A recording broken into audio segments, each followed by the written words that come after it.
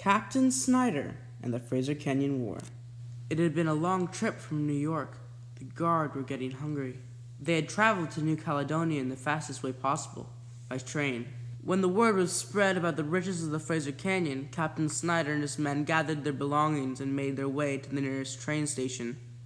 When they got to the Oregon country, they had to take a long cart ride up through the 49th parallel into New Caledonia. It was obvious when they were getting close by the amount of foot traffic and mule-driven carts. These are some of the 30,000 miners to come over the border in hopes of striking it rich.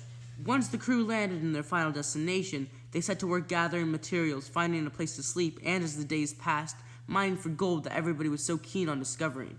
As conflicts with the surrounding Aboriginal increased, pressure was put on Captain Snyder to take power and organize troops for the eventual war to come.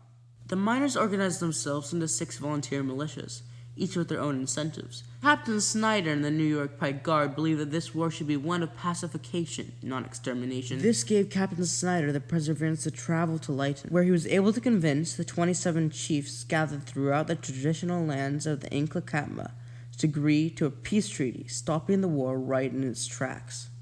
Even though the war never really broke out, it enabled the Canadian government to lay out the beginnings of British Columbia and to take power over the surrounding lands.